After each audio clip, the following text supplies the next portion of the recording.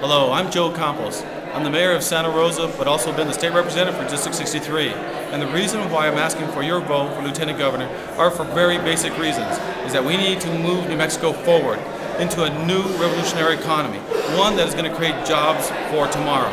I don't know if you know that 58% of our college kids have to leave the state of New Mexico every year because there's not enough good paying jobs.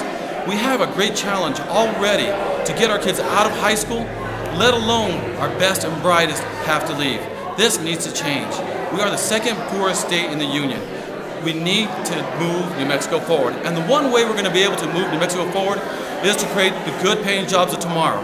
I have just returned from Germany, and what happened in Germany is that I saw an economy that was able to produce some of the highest wages, some of the highest technology, but also quality. Those are jobs that we need to bring to the state of New Mexico. Those are the jobs that are going to bring our kids back home. So no longer do they have to go to Denver, the East Coast, or the West Coast. We're going to build a new economy. And that is the only time when we're going to build that new economy that we can build the state of New Mexico where it should be, the treasure of the nation. And that will be my goal and objective. And the way we're going to do that is with renewable energy. As the chairman of the Council of State Governments West, last year, I was able to put together an effort of renewable energy and transmission. Without transmission, there is no more wind, there's no more solar, there'll be no more biomass in the state of New Mexico. This is going to be an opportunity, a multi-billion-dollar opportunity for the state of New Mexico.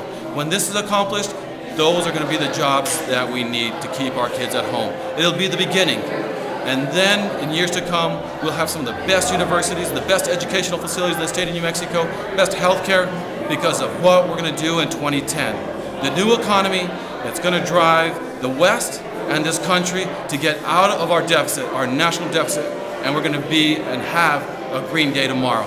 And I hope to have your vote and support, and if you want to know more about me, look at joecampos.org and we'll have answers. Become a friend of the team, Joe Campos team, because I want to get to know you, and hopefully we're going to be able to find the best ideas, the best opportunities to move New Mexico forward. You talked to us a little bit about being the mayor of Santa Rosa.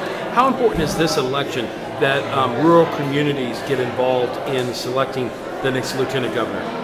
Well, the most important issue for all rural communities is to have someone that has had those experiences of being a mayor, being a county commissioner, being a school board member, someone who knows how to deal with the issues at the ground level. When you're a state legislator, you start flying at 10,000 feet and you don't really understand the problems and the issues that are happening on the ground level. When you have that understanding, you can help. And having that understanding myself as being a mayor, a county commissioner, and now a state representative, and now looking to become the next lieutenant governor, I understand what's going on the ground, and have been able to put these pieces together to make sure that we can make an economy and an agenda get through the state legislature. We're all working together, and the only way to make sure that we have the right pieces is to have a person that has been there before, a leader from the ground all the way up. That's what we need in the state of New Mexico, and that's what we're going to be able to do to help Lieutenant Governor Diane Dennis become the next governor and to be one of the best governors that the state of New Mexico has ever had. What's going to be your top priority in January when the session starts?